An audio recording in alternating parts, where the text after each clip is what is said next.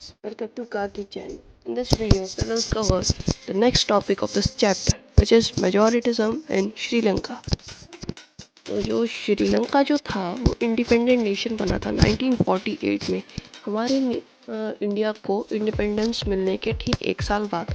तो इसके जो लीडर्स थे सिनाला कम्युनिटी, उनको लगा कि अगर वो लोग सिक्योर कर ले डोमिनेंस और वो मेजॉरिटी जो है माइनॉरिटी के ऊपर अगर रूल कर ले तो वो एक अच्छा रिजल्ट मिलेगा। और वहाँ पर जो था डेमोक्रेटिक इलेक्शन भी होते थे और गवर्नमेंट ने जो है मेजॉरिटिज्म मेजर ले लिया था और सिनाला को ही वो सुपरमेसी करते थे। यानी कि मेजॉरिटिज्म हम बोल सकते हैं कि बस मेजॉरिटी की बात मानना और जो माइनॉरिटी है उनको नेगलेक्ट करना और उनकी बात ना सुनना।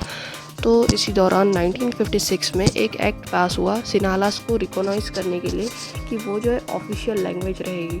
और उन्होंने जो है तमिल की जो डिमांड्स थी उसको डिसरिगार्ड कर दिया, यानी कि नहीं माना। और गवर्नमेंट जो थी वो प्रेफरेंशियल पॉलिसीज़ निकालती थी जो सिर्फ सिनालास को फेवर करती थी। और सिनालास के जो अप्लीकेंट्स होते थे उन्हें यूनिवर्सिटी में पोजीशंस और अच्छी गवर्नमेंट जॉब्स भी मिल जाती थी।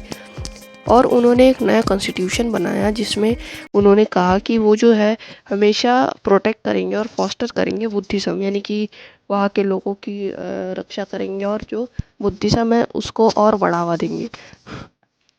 और गवर्नमेंट ने ये सारे जो भी मेजर्स लिए, यानी कि जो भी डिसीजंस लिए, ये एक के बाद एक वो लोग लेते जा रहे थे। और इसके कारण जो श्रीलंकन तमिल्स जो है या जो बाकी कम्युनिटीज़ थी उनको एलियनेशन जैसा लगता था, यानी कि वो एक मार्जिनलाइज हो चुके हैं या फिर वो एकदम मार्जिन पे है, ऐसा उनको लगने लगा था।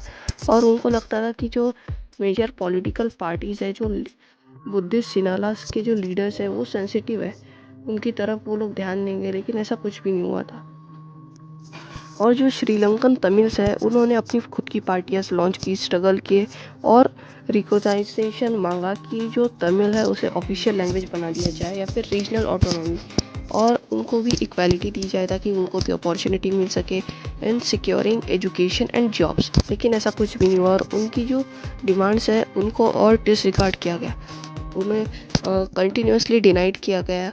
और 1980s में बहुत सारी पॉलिटिकल ऑर्गेनाइजेशन जो थी वो बन चुकी थी और वो चाहते थे कि उन्हें इंडिपेंडेंस तमिल एलम दे दिया जाए, यानी कि उनका एक अलग स्टेट दे दिया जाए in the northern and eastern parts of Sri Lanka.